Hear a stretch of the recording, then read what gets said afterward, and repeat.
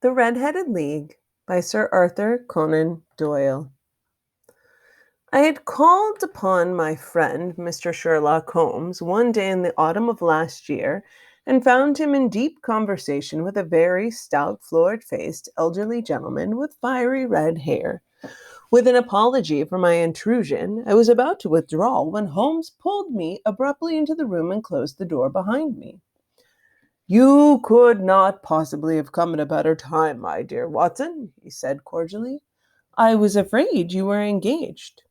"So I am, very much so." "Then I can wait in the next room." "Not at all. This gentleman, Mr. Wilson, has been my partner and helper in many of my most successful cases, and I have no doubt that he will be of the utmost use to me and yours also." The stout gentleman half rose from his chair and gave a bob of greeting, with a quick little questioning glance from his small, fat, encircled eyes. "Try this at him," said Holmes, relapsing into his armchair and putting his fingertips together, as was his custom when in judicial moods. "I know, my dear Watson, that you share my love of all that is bizarre and outside the conventions and humdrum routine of everyday life.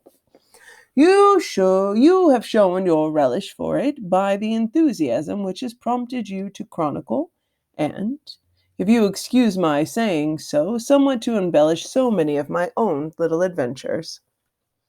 Your cases have indeed been of the greatest interest to me," I observed.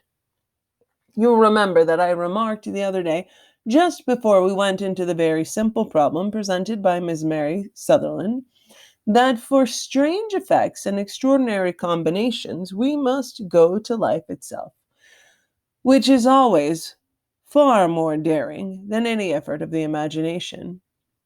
A proposition which I took the liberty of doubting." "You did, doctor, but none the less you must come round to my view, for otherwise I shall keep on piling fact upon fact on you until your reason breaks down under them and acknowledges me to be right. Now, Mr. Jabez Wilson here has been good enough to call upon me this morning, and to begin a narrative which promises to be one of the most singular which I have listened to for some time. You have heard me remark that the strangest and most unique things are very often connected not with the larger, but with the smaller crimes, and occasionally, indeed, where there is room for doubt whether any positive crime has been committed. As far as I have heard, it is impossible for me to say whether the present case is an instance of crime or not. But the course of events is certainly among the most singular that I have ever listened to. Perhaps, Mr. Wilson, you would have the great kindness to recommence your narrative. I ask you not merely because my friend Dr. Watson has not heard the opening part, but also because the peculiar nature of the story makes me anxious to have every possible detail from your lips. As a rule, when I have heard some slight indication of the course of events, I am able to guide myself by the thousands of other similar cases which occur to my memory. In the present instance, I am forced to admit that the facts are, to the best of my belief, unique." The portly client puffed out his chest with an appearance of some little pride and pulled a dirty, wrinkled newspaper from the inside pocket of his greatcoat.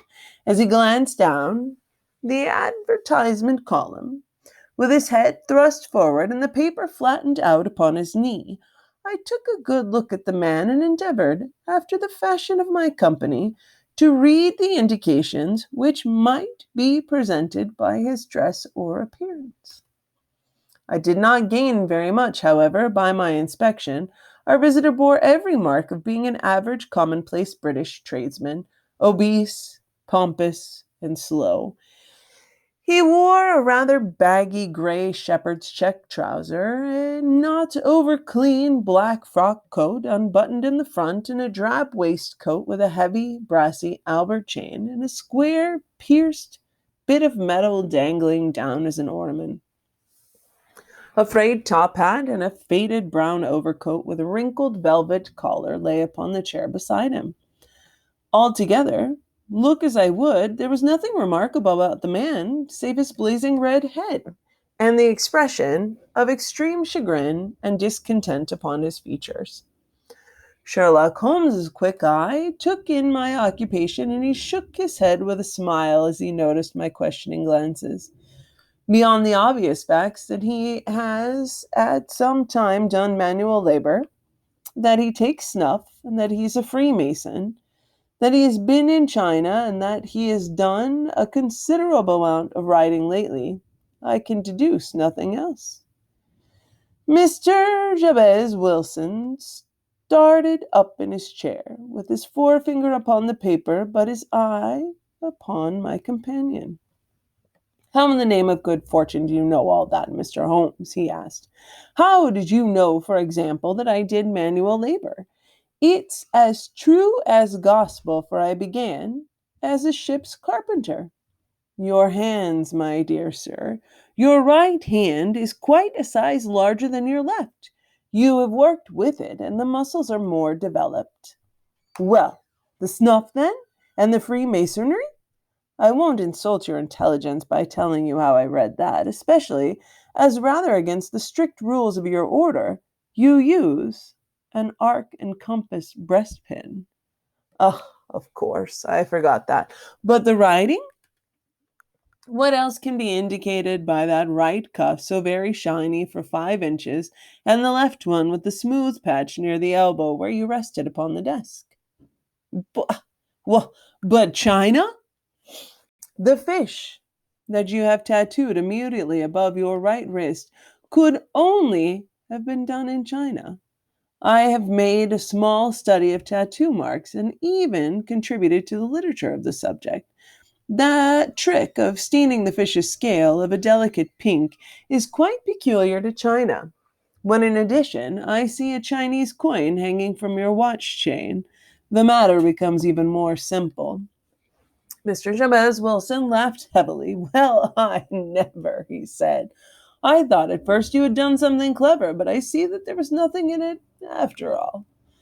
I began to think, Watson, said Holmes, that I make a mistake in explaining omne ignotum pro magnifico, you know, and my poor little reputation, such as it is, will suffer shipwreck if I am so candid. Can you not find the advertisement, Mr. Wilson? Yes, I've got it now, he answered, with his thick red finger planted halfway down the column. Here it is. This is what began it all. You just read it for yourself, sir. I took the paper from him and read as follows. To the Red-Headed League, on account of the bequest of the late Ezekiah Hopkins of Lebanon, Pennsylvania, USA. There is now another vacancy open which entitles the member to a salary of £4 a week for purely nominal services. All red-headed men who are sound in body and mind, above the age of 21 years, are eligible. Apply in person on Monday at 11 o'clock to Duncan Ross at the offices of the League, 7 Pope's Court, Fleet Street. What on earth does this mean? I ejaculated after I had twice read over the extraordinary announcement. Holmes chuckled and wriggled in his chair, as was his habit when in high spirits. It is a little off the beaten track, isn't it? Said he. And now, Mr. Wilson, off you go at scratch and tell us about yourself, your household, and the effects which this advertisement had upon your fortunes. You will first make a note, doctor, of the paper and the date. It is the Morning Chronicle of April 27th, 1890, just 2 months ago. Very good. Now, Mr. Wilson? Well, it is just as I have been telling you, Mr. Sherlock Holmes, said Jabez Wilson, mopping his forehead. I have a small pawnbroker's business at Colberg Square, near the city. It's not a very large affair, and of late years it has not done more than just give me a living. I used to be able to keep 2 assistants, but now I only keep 1. And I would have a job to pay him, but that he is willing to come for half wages so as to learn the business. What is the name of this obliging youth? Asked Sherlock Holmes. His name is Vincent Spaulding, and he's not such a youth either. It's hard to say his age. I should wish a smarter assistant, Mr. Holmes, and I know very well that he could better himself and earn twice what I'm able to give him. But after all, if he's satisfied, why should I put any ideas into his head? Why, indeed.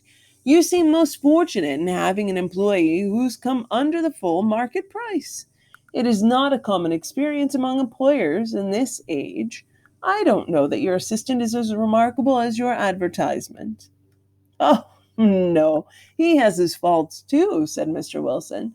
Never was such a fellow for photography, snapping away with a camera when he ought to be improving his mind, and then diving down into the cellar like a rabbit into its hole to develop his pictures. That's his main fault. But on the whole, he's a good worker. There's no vice in him. He's still with you, I presume? Yes, sir. He and a girl of 14 who does a bit of simple cooking and keeps the place clean. That's all I have for the house, for I am a widower and never had any family. We live very quietly, sir, the three of us, and we keep a roof over our heads and pay our debts, if nothing more.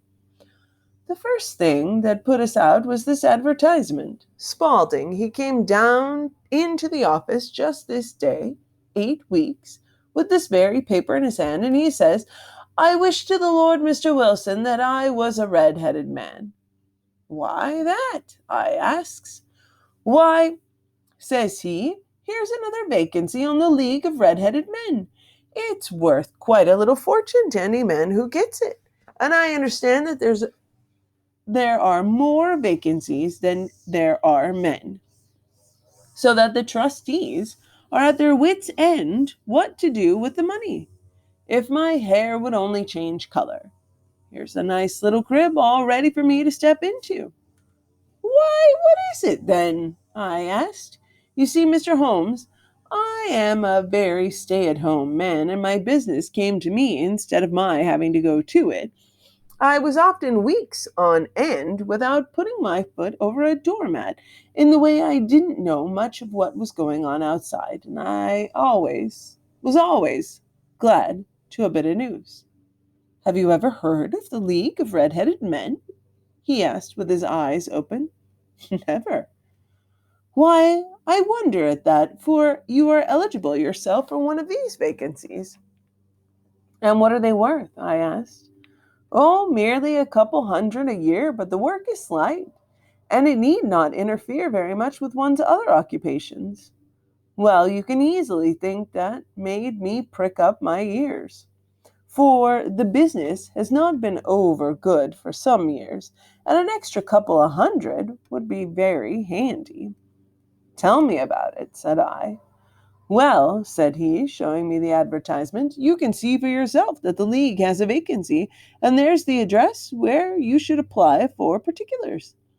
As far as I can make out, the League was founded by an American millionaire, Ezekiah Hopkins, who was very peculiar in his ways. He was himself red-headed, and he had a great sympathy for all red-headed men. So when he died, it was found that he had left his enormous fortune in the hands of trustees, with instructions to apply the interest to any providing of easy berths to men whose hair is of that color. From all I hear, it is a splendid pay and very little to do. But, said I, there would be millions of red-headed men who would apply. Not so many as you might think, he answered. You see, it is really confined to Londoners and to grown men. This American has started from London when he was young, and he wanted to do the old town a good turn. Then again, I have heard it is no use your applying if your hair is light red or dark red or anything but real bright, blazing, fiery red. Now, if you care to apply, Mr. Wilson, you would just walk in. But perhaps it would hardly be worth your while to put yourself out of the way for the sake of a few £100. Now it is a fact, gentlemen, as you may see for yourselves, that my hair is of a very full and rich tint, so that it seemed to me that if there were to be any competition in the matter, I stood a good chance as any man I've ever met. Vincent Spaulding seemed to know so much about it that I thought he might prove useful. So I just ordered him to put up the shutters for the day and to come right away with me. He was very willing to have a holiday, so we shut the business up and started off for the address that was given in the advertisement. I never hope to see such a sight as that again, Mr. Holmes. From north, south, east, and west, every man who had a shade of red in his hair had tramped into the city to answer the advertisement. Fleet Street was choked with red-headed folk, and the Pope's court looked like a coaster's orange barrel. I should not have thought there were so many in the whole country as were brought together by that single advertisement. Every shade of color they were: straw, lemon, orange, black brick, Irish setter, liver, clay, but, as Spaulding said, there were not many who had the real vivid flame-colored tint. When I saw how many were waiting, I would have given up in despair. But Spaulding would not hear of it. How he did it, I could not imagine, but he pushed and pulled and butted until he got me through the crowd, and right up to the steps which led to the office.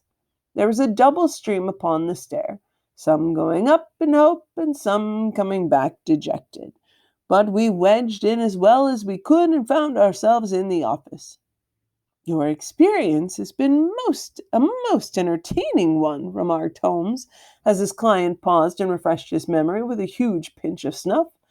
"Pray continue your very interesting statement." There was nothing in the office but a couple of wooden chairs and a deal table behind, which sat a small man with a head that was even redder than mine. He said a few words to each candidate as he came up, and he always managed to find some fault in them which would disqualify them. Getting a vacancy did not seem to be such a very easy matter after all. However, when our turn came, the little man was much more favorable to me than to any of the others, and he closed the door as we entered so that he might have a private word with us. "This is Mr. Jabez Wilson," said my assistant, "and he is willing to fill a vacancy in the League." "And he is admirably suited for it," the other answered. "He has every requirement. I can't recall when I've seen anything so fine." He took a step backwards, cocked his head on one side, and gazed at my hair until I felt quite bashful. Then suddenly he plunged forward, wrung my hand, and congratulated me warmly on my success. "It would be injustice to hesitate," said he. "You will, however, I am sure, excuse me for taking an obvious precaution." With that, he seized my hair in both his hands and tugged until I yelled with the pain. "There's water in your eyes," said he as he released me. I perceive that all is what it is, as it should be. But we have to be careful, for we have twice been deceived by wigs and once by paint. I could tell you tales of cobbler's wax which would disgust you with human nature. He stepped over to the window and shouted through it at the top of his voice that the vacancy was filled. A groan of disappointment came up from below, and the folk all trooped away in different directions until there was not a red-headed to be seen except my own and that of the manager. "My name," said he, "is Mr. Duncan Ross, and I am myself one of the pensioners upon the fund left by our noble benefactor. Are you married, Mr. Wilson? Have you a family?" I answered I had not. His face fell immediately. "Dear me," he said gravely, "this is very serious indeed. I am sorry to hear that. The fund was, of course, for the propagation and spread of the redheads as well as for their maintenance. It is exceedingly unfortunate that you should be a bachelor." My face lengthened at this, Mr. Holmes, for I thought that I was not to have the vacancy after all. But after thinking it over for a few minutes, he said that it would be all right. "In the case of another," said he, "the objection might be fatal, but we might stretch a point in favor of a man with such a head of hair as yours. When shall you be able to enter upon your new duties?" "Well, it's a little awkward, for I have a business already," said I. "Oh, never mind about that, Mr. Wilson," said Vincent Spaulding. "I should be able to look after that for you." "Would it be for the hours?" I asked. "What would be The hours? I asked. 10 to 2. Now, a pawnbroker's business is mostly done of an evening, Mr. Holmes, especially Thursday and Friday evenings, which is just before payday. So it would suit me very well to earn a little in the mornings. Besides, I knew that my assistant was a good man and that he would see to anything that turned up. That would suit me very well, said I. And the pay? Is £4 a week. And the work? It's pretty nominal. What do you call pretty nominal? Well, you have to be in the office or at least in the building the whole time. If you leave, you forfeit your whole position forever. The will is very clear upon that point. You don't comply with the conditions if you budge from the office during the time. It's only 4 hours a day, and I should not think of leaving, said I. No excuse will avail, said Mr. Duncan Ross, neither sickness nor business nor anything else. There you must stay, or you lose your billet. And the work is to copy out the Encyclopedia Britannica. There is the first volume of it in that press. You must find your own ink, pens, and blotting paper, but we provide this table and chair. Will you be ready tomorrow? Certainly, I answered. Then goodbye, Mr. Jabez Wilson, and let me congratulate you once more on the important position which you have been fortunate enough to gain. He bowed me out of the room, and I went home with my assistant, hardly knowing what to say or do. I was so pleased with my own good fortune. Well, I thought over the matter all day, and by evening I was in low spirit again, for I had quite persuaded myself that the whole affair might be some great hoax or fraud, though what its object might be I could not imagine. It seemed altogether past belief that anyone could make such a will, or that they would pay such a sum for doing anything so simple as copying out the Encyclopedia Britannica.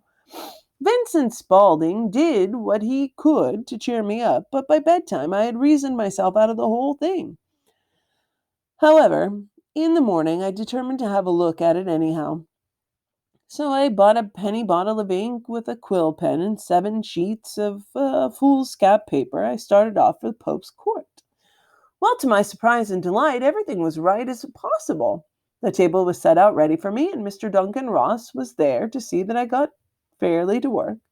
He started me off upon the letter A, and then he left, but he would drop in from time to time to see that all was right with me. By 2 o'clock he bade me good day, complimented me upon the amount I had written, and locked the door of the office behind me. This went on day after day, Mr. Holmes, and on Saturday the manager came in and planked down 4 golden sovereigns for my week's work. It was the same next week, and the same the week after. Every morning I was there 10, and every afternoon I left by 2. By degrees, Mr. Duncan Ross took to coming in only once of the morning, and then, after a time, he did not come in at all. Still, of course, I never dared to leave the room for an instant, for I was not sure when he might come, and the billet was such a good one, and it suited me so well, that I would not risk the loss of it. 8 weeks passed like this, and I had written about abbots and archery and armor and architecture and Attica, and hoped with diligence that I might get on to the bees before very long. It cost me something in foolscap, and I had pretty nearly filled the shelf with my writings, and then suddenly the whole business came to an end. To an end? Yes, sir, and no later than this morning. I went to my work as usual about 10 o'clock, but the door was shut and locked with a little square of cardboard hammered into the middle of the panel with a tack. Here it is. You can read for yourself. He held up a piece of white cardboard about the size of a sheet of notepaper, and it read in the fashion, "The Red-Headed League is dissolved, October 9th, 1890. Sherlock Holmes and I surveyed this curt announcement and the rueful face behind it, until the comical side of the affair so completely overtopped every other consideration that we both burst into a roar of laughter. I can't see that there's anything very funny," cried our client, flushing up to the roots of his flaming head. "If you can do nothing better than laugh at me, I can go elsewhere." No, no, cried Holmes, shoving him back into the chair from which he had half risen. I really wouldn't miss your case for the world. It's most refreshingly unusual. But there was, if you will excuse me saying so, something just a little funny about it. Pray, what steps did you take when you found the card upon the door? I was staggered, sir. I did not know what to do. Then I called the offices round, but none of them seemed to know anything about it. Finally, I went to the landlord, who's an accountant living on the ground floor, and I asked him if he could tell me what had become of the Red-Headed League. He said he'd never even heard of such a body. Then I asked him who Mr. Duncan Ross was. He answered the name was new to him. Well, said I, the gentleman at number 4? What? The red-headed man? Yes. Oh, said he. His name was William Morris. He was a solicitor and was using my room as a temporary convenience until his new premises were ready. He moved out yesterday. Where can I find him? Oh, at his new offices. He did tell me the address. Yes, 17 King Edward Street near St. Paul's. I started off, Mr. Holmes, but when I got to the address, it was a manufactory of artificial kneecaps, and no one had ever heard of either Mr. William Morris or Mr. Duncan Ross. What did you do then? Asked Holmes. I went to Saxe Court Square, and I took the advice of my assistant, but he could not help me in any way. He could only say that if I waited, I should hear by post. I was not quite good enough, Mr. Holmes. I did not wish to lose such a place without a struggle. So, as I heard that you were good enough to give advice to poor folk who were in need, I came right away to you. And you did very wisely, said Mr. Holmes. Your case is an exceedingly remarkable one, and I shall be happy to look into it for you. From what you have told me, I think it's possible that graver issues hang from it than might at first appear. Grave enough, said Mr. Jabez Wilson. Why, I've lost 4 pounds a week. As far as you are personally concerned, remarked Holmes, I do not see that you have any grievance against this extraordinary league. On the contrary, you are, as I understand, richer by some 30 pounds, to say nothing of the minute knowledge which you have gained on every subject which comes under the letter A. You've lost nothing by them. No, sir, but I want to find out about them, who they are, and what their object was in playing this prank. If it was a prank, upon me. It was a pretty expensive joke for them, for it cost them 32 pounds. We shall endeavor to clear up these points for you, and first, 1 or 2 questions, Mr. Wilson, this assistant of yours, who first called your attention to the advertisement. How long has he been with you? About a month, then. How did he come? In answer to an advertisement. Was he the only applicant? No, I had a dozen. Why did you pick him? Because he was handy and would come cheap. At half wages, in fact? Yes. What is he like, this Vincent Spaulding? Small, stout-built, very quick in his ways, no hair on his face, though he's not short of 30, has a white splash of acid upon his forehead. Holmes sat up in his chair in considerable excitement. I thought as much, said he. Have you ever observed that his ears are pierced for earrings? Yes, sir. He told me that a gypsy had done it for him when he was a lad. Said Holmes, sinking back into deep thought.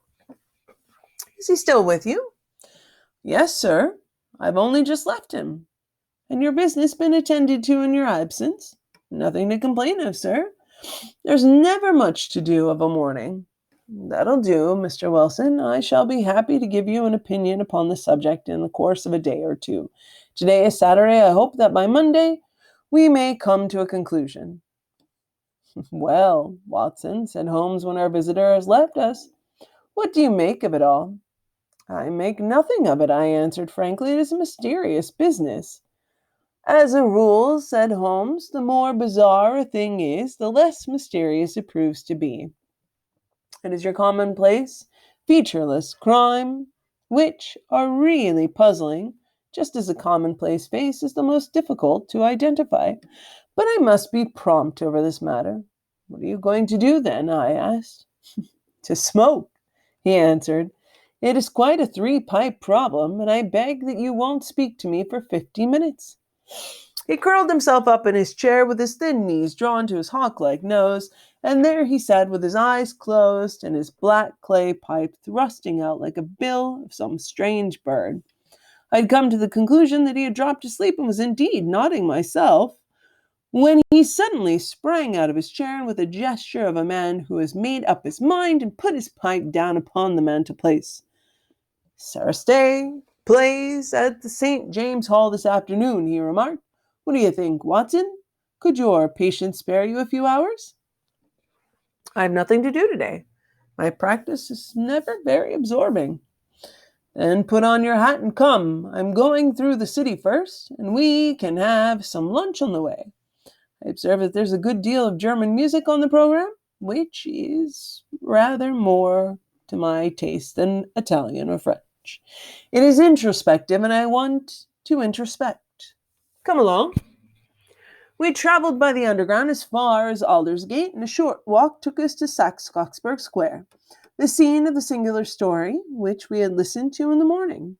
It was a poky little shabby genteel place where 4 lines of dingy 2-storied brick houses looked down to the small railed inn enclosure, where a lawn of weedy grass and a few clumps of faded laurel bushes made a hard fight against the smoke-laden and uncongenial atmosphere.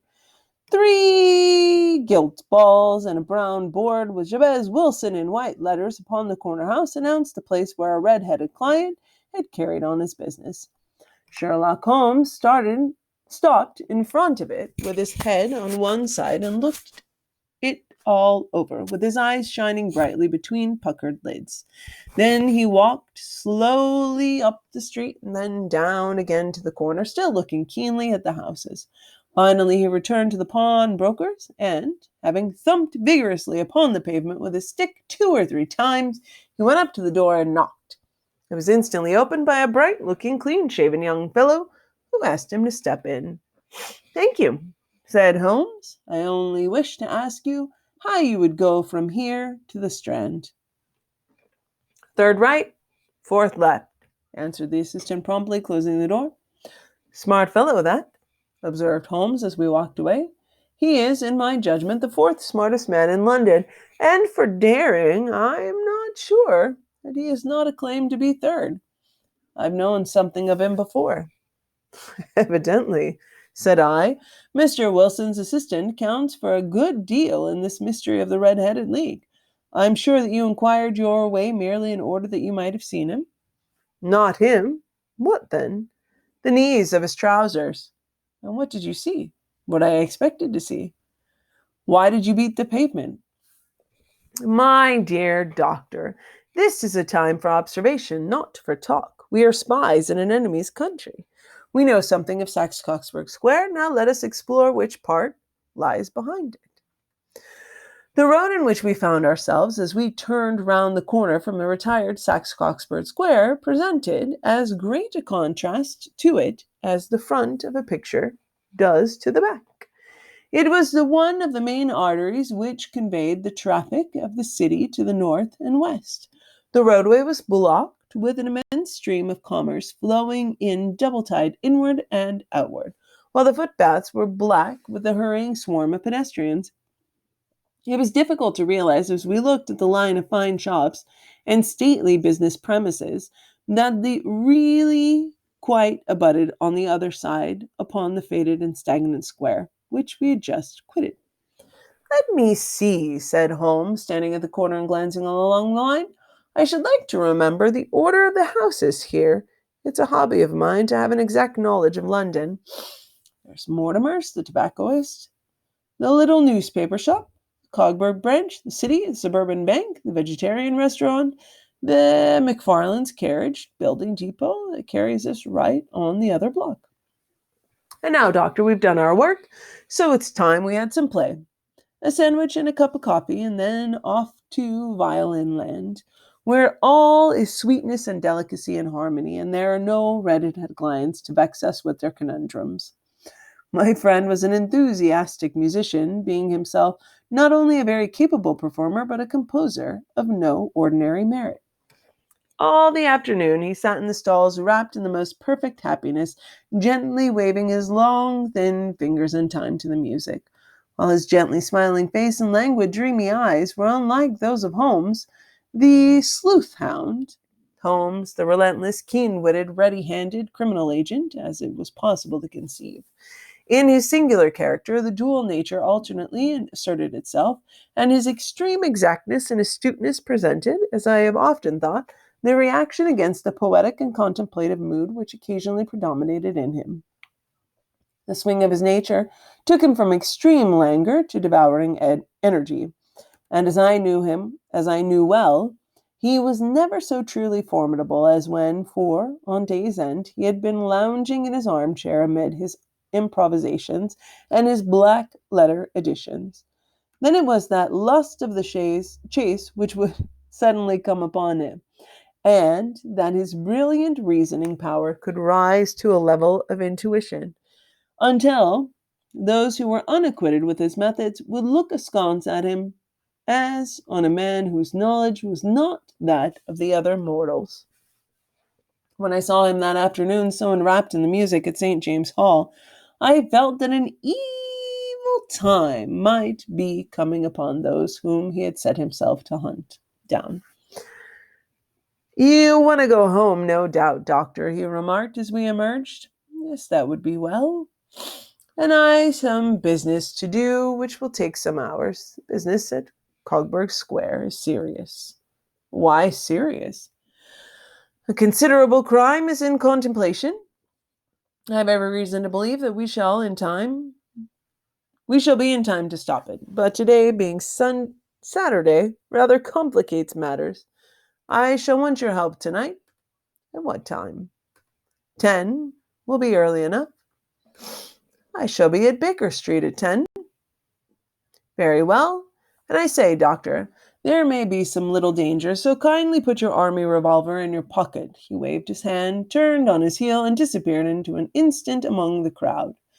I trust that I am no more dense than my neighbors, but I have always oppressed with a sense of my own stupidity in my dealings with Sherlock Holmes.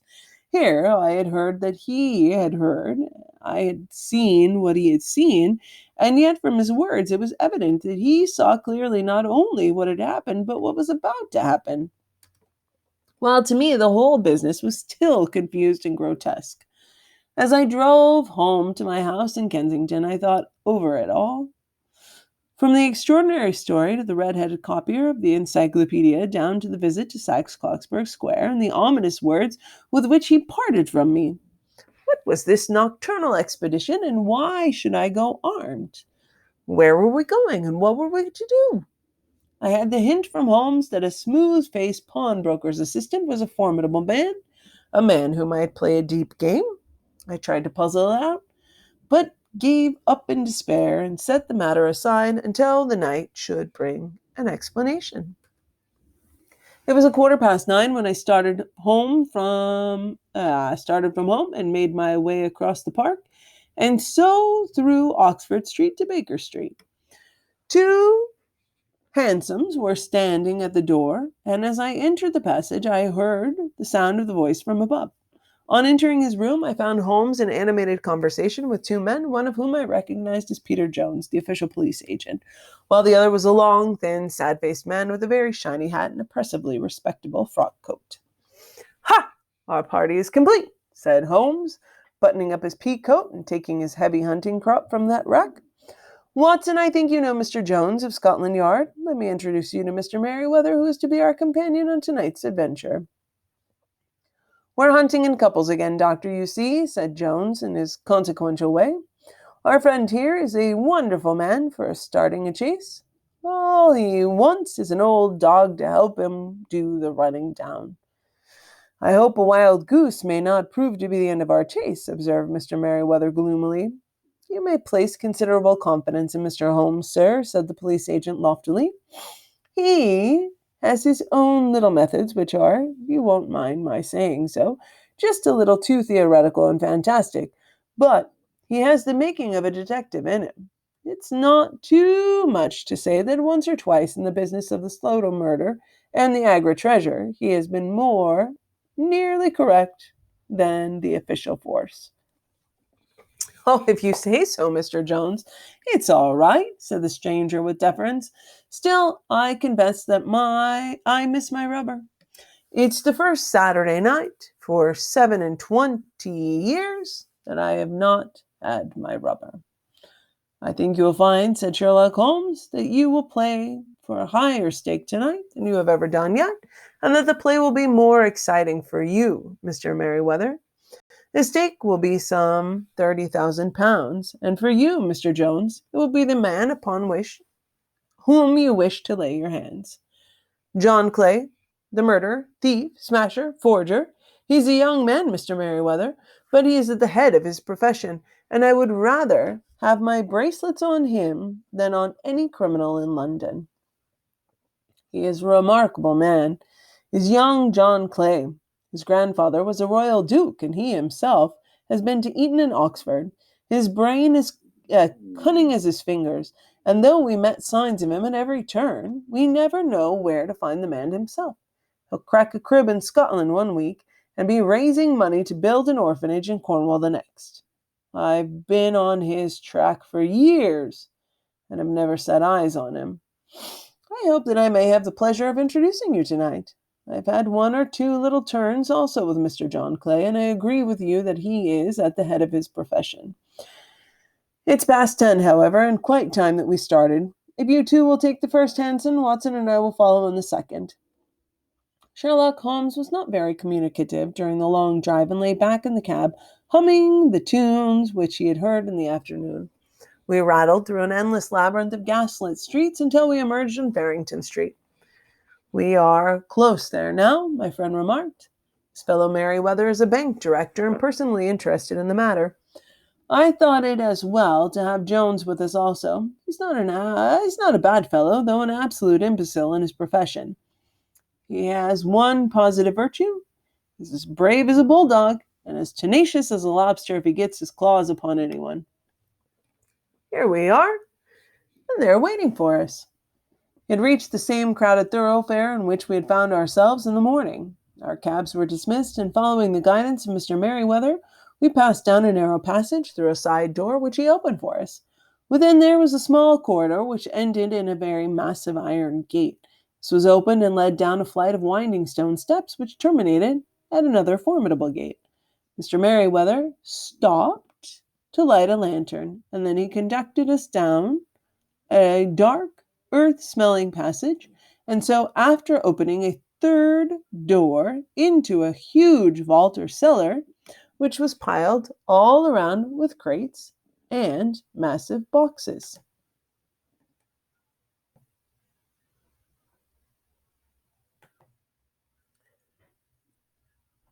You are not very vulnerable from above, Holmes remarked as he held up the lantern and gazed about him. Nor from below, said Mr. Merryweather, striking his stick upon the flags which lined the floor. Why, dear me, it sounds quite hollow, he remarked, looking up in surprise. I must really ask you to be a little more quiet, said Holmes severely. You've already imperiled the whole success of our expedition. Might I beg that you would have the goodness to sit down upon one of those boxes and not to interfere? The solemn Mr. Merryweather perched himself upon a crate with a very injured expression upon his face, while Holmes fell upon his knees upon the floor with the lantern and magnifying lens began to examine minutely the cracks between the stones. A few seconds sufficed to satisfy him, for he sprang to his feet again and put his glass in his pocket. We have at least an hour before us, he remarked, for they can hardly take any steps until the good pawnbroker is safely in bed. Then they will not lose a minute, for the sooner they do their work, the longer time they will have for their escape. We are at present, Doctor, as no doubt you have divined, in the cellar of the city branch of one of the principal London banks. Mr. Merryweather is the chairman of directors, and he will explain to you that there are reasons why the more daring criminals of London should take a considerable interest in this cellar at present. It is our French gold, whispered the director. We have had several warnings that an attempt might be made upon it. Your French gold? Yes. We had occasion some months ago to strengthen our resources and borrow for that purpose 30,000 Napoleons from the Bank of France. It has become known that we have never had occasion to unpack the money and that it is still lying in our cellar. The crate upon which I sit contains 2,000 Napoleons, packed between a layer of lead foil. Our reserve of bullion is much larger at present than is usually kept in a single branch's office, and the directors have had misgivings upon the subject, which were very well justified, observed Holmes. And now it is time that we arranged our little plans. I expect that within an hour matters will come to a head. In the meantime, Mr. Merriweather, we must put the screen over that dark lantern. And sit in the dark? I'm afraid so. I had brought a pack of cards in my pocket and thought that, as we were a party carré, you might have your rubber after all. But I see that the enemy's preparations have gone so far that we cannot risk the presence of light. And, first of all, we must choose our positions. These are daring men, and though we shall take them at a disadvantage, they may do us some harm unless we are careful. I shall stand behind this crate, and you conceal yourselves behind those. Then, when I flash a light upon them, close in swiftly. If they were fire, Watson, have no compunction about shooting them down. I placed my revolver cocked upon the top of the wooden case behind which I crouched. Holmes shot the slide across the front of the lantern and left us in pitch darkness. Such an absolute darkness as I have never before experienced. The smell of hot metal remained to assure us that the light was still there, ready to flash out at a moment's notice. To me, with my nerves worked up in a pitch of expectancy, there was something depressing and subduing in the sudden gloom and the cold, dank air of the vault. They have but one retreat, whispered Holmes. That is back through the house into Saxe-Coxburgh Square. I hope that you have done what I have asked you, Jones. I have an inspector and 2 officers waiting at the front door. And we have stopped all the holes, and now we must be silent and wait. What a time it seemed! From comparing notes afterwards, it was but an hour and a quarter, yet it appeared to me that the night must have almost gone, and the dawn be breaking above us. My limbs were weary and stiff, for I feared to change my position. Yet my nerves were worked up to the highest pitch of tension, and my hearing was so acute that I could not only hear the gentle breathing of my companions, but I could distinguish the deeper, heavier end breath of the bulky Jones from the thin, sighing note of the bank director. From my position, I could look over the case in the direction of the floor. Suddenly, my eyes caught the glint of a light. At first, it was but a lurid spark upon the stone pavement. Then it lengthened out into and became a yellow line. And then, without any warning or sound, a gash seemed to open and a hand appeared, a white, almost womanly hand, which felt about in the center of the little area of light. For a minute or more, the hand, with its writhing fingers, protruded out of the floor. Then it was withdrawn as suddenly as it appeared, and all was dark again, save the single lurid spark which marked a chink between the stones. Its disappearance, however, was but momentary. With a rending, tearing sound, one of the broad, white stones turned over upon its side and left a square, gaping hole, through which streamed the light of a lantern. Over the edge there peeped a clean-cut, boyish face, which looked keenly about it, and then, with a hand on either side of the aperture, drew itself shoulder-high and high-waisted and waist-high, until one knee rested upon the edge. In another instant he stood at the side of the hole and was hauling after him a companion, lithe and small like himself, with a pale face and a shock of very red hair. "It's all clear," he whispered. "Have you the chisel and the bags?" "Great Scott! Jump, Archie, jump, and I'll swing for it." Sherlock Holmes had sprung out and seized the intruder by the collar, and the others dived down the hall, and I heard the sound of the rending cloth as Jones clutched at his skirts. The light flashed upon the barrel of a revolver, but Holmes's hunting crop came down upon the man's wrist, and the pistol clinked upon the stone floor. "It's no use, John Clay," Holmes said blandly. "You have no chance at all." "So I see," the other answered with the utmost coolness. "I fancy that my pal is all right, though I see you have got his coat-tails." "There are 3 men waiting for him at the door," said Holmes. "Oh, indeed. You seem to have done things very completely. I must compliment you." "And I you," answered Holmes. "Your red-headed idea was very new and effective." "You'll see your pal again presently," said Jones. "He's quicker at climbing down holes than I am. Just hold out while I fix the derbies." "I beg that you will not touch me with your filthy hands," remarked our prisoner as the handcuffs clattered upon his wrist. "You may not be aware that I have royal blood in my veins. Have the goodness also, when you address me, always to say 'sir' and 'please.'" "All right," said Jones with a stare and a snigger.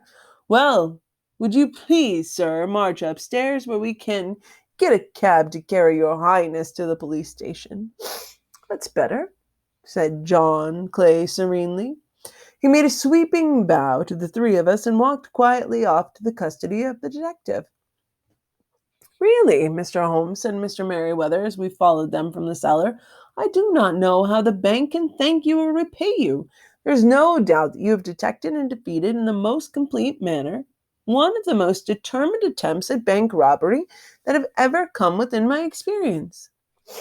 I've said 1 or 2 little scores of my own to settle with Mr. John Clay," said Holmes.